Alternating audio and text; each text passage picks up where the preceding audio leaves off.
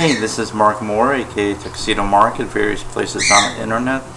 It's 10:40 a.m., just turned 10:41 a.m. according to the computer clock on Thursday, July 3rd, 2014, and this is another Gem Flash update.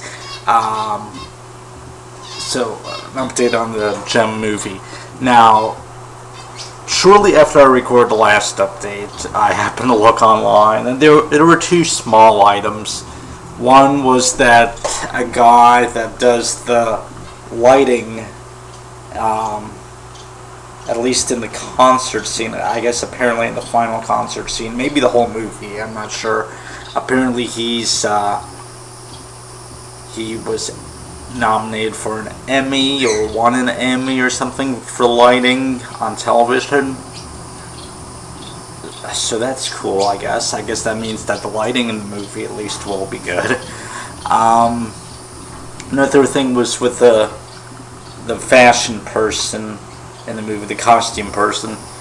She talked about the various influences and like the style choices of each of the band members, like what each of them would be wearing. I don't recall really at the moment what she said, but just means that each member of the holograms will have like a different style, her own personal style.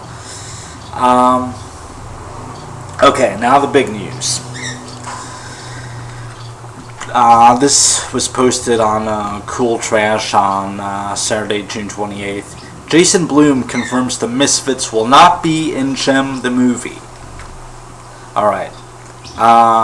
Apparently he gave an interview on an Italian movie news site, and here's a Google Translate version of what he said.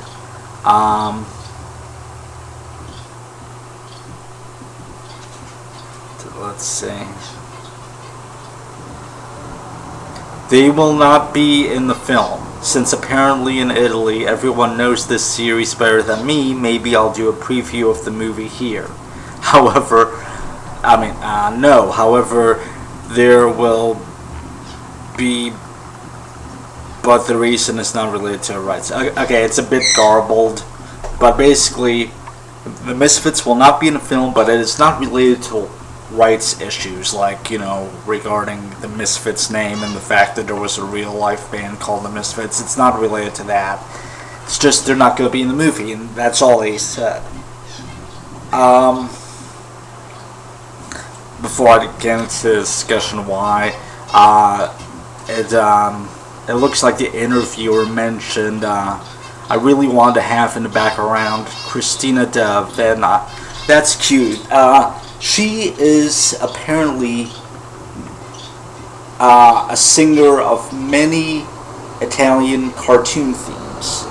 She sang the Gem theme in Italian, and she also sang the theme to Un videogioco per Kevin, the Italian dub of Captain N, the Game Master. Yeah. Anyway, okay, so what does this mean with the Misfits not being in the movie? A few different possibilities. They could be saving them for the sequel. Might just mean that they don't want it to get too crowded in this movie, because you've already got 4 leads, plus you've got, Erica, whoever Erica is, and you've got Zipper as the main baddie, I guess, or maybe Erica is, who knows. And you've got Miss Bailey.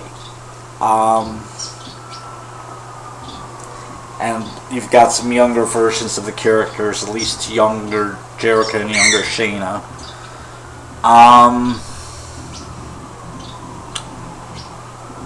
So, it might just mean they don't want to have too many characters in here. It would mean, more money. It would cost more because you'd have to pay them. And it also means less screen time for everyone else. So adding 3 Misfits to the movie, yeah, I can see why they're not going with the Misfits, but also, my personal opinion. Keep in mind, it's been over a decade since I've seen every episode of the series, but from what I recall, and I watched the first 5 episodes again recently on the Rhino DVDs. From what I recall, the Misfits themselves are kind of almost one-dimensional. Most of the time, they are.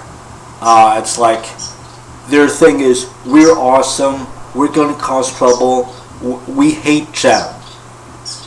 No real specific reason, it's just they hate Jem, and Jericho and Pizzazz got into an altercation in the first episode. And anyway, yeah, so most of their songs, which really their music videos and their songs are the least interesting thing in the original series, for me at least. But most of their songs are either we're awesome or we're gonna cause trouble, or greed. That's it, really. I mean, you got song titles like Out of My Way, Winning is Everything, Making Mischief, Let's Blow This Town, Universal Appeal. It's all about them, okay? So, there's really, I mean, later on in the series, I mean, okay, Stormer early on is shown to be like the nice misfit. She has moments of niceness, but most of the time she's the oh yeah, me too person. She tags along with them for who knows what reason. I mean, the show never made clear why she's with them.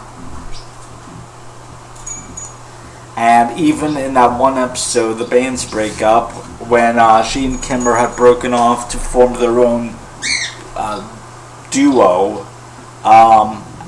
At the end of the episode, Jericho invited Stormer to join the holograms, and then the rest of the Misfits walk into Starlight Mansion, like, who let them in, but they're like, they don't really need you, Stormer. Come back to us, we need you. And Stormer that's all that takes to convince her. She's like, she's right, Jericho. You don't need me, but they do. It's like, why go where you're needed? Why not go where you're wanted?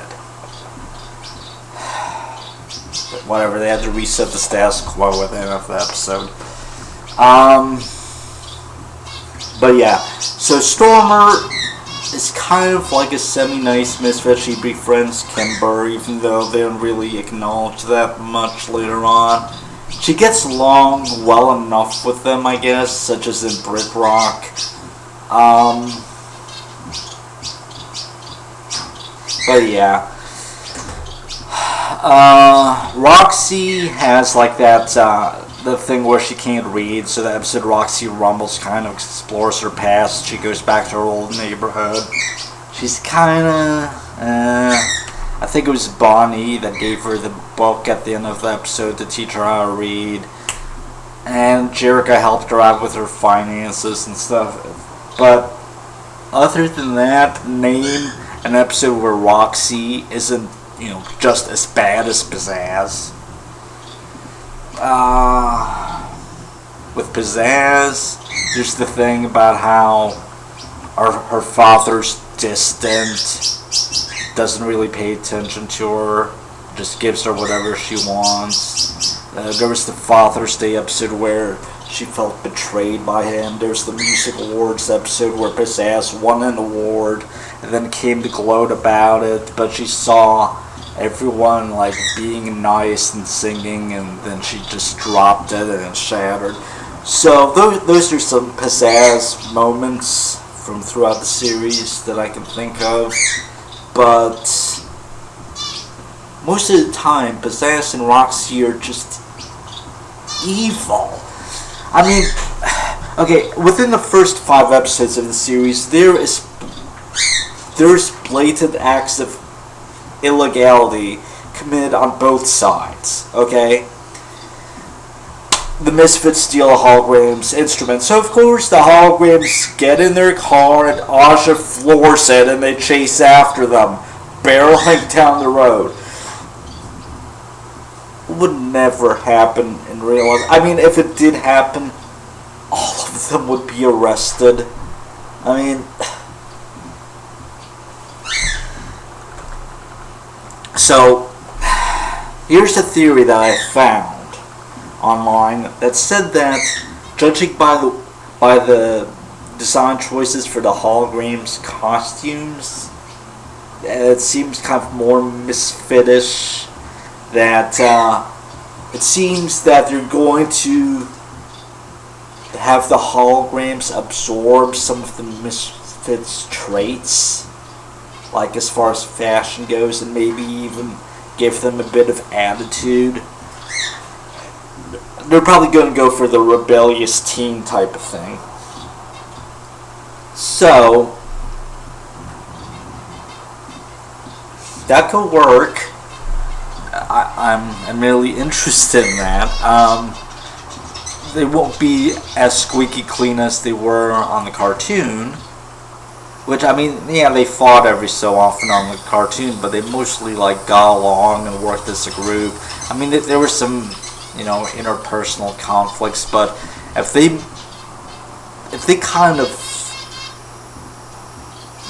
made them a bit rough around the edges in the movie, I would be okay with that, honestly.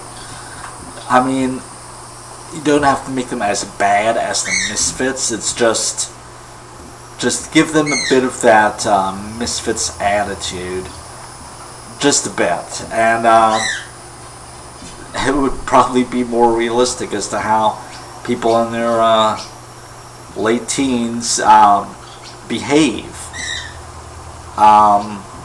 especially if they've been orphaned. So they might be looking to do their own thing, and yeah, I'm not sure where to go with this. I think I'm just gonna end it, but those are my thoughts. I don't really care that the Misfits aren't in the movie. More room for everyone else. With any luck, we'll get more time spent on Jim and the holograms and develop them a bit more. And let me know what you think. And it's 10:53 a.m. and that's it. Thanks for watching. Well, it just turned 10:54 a.m.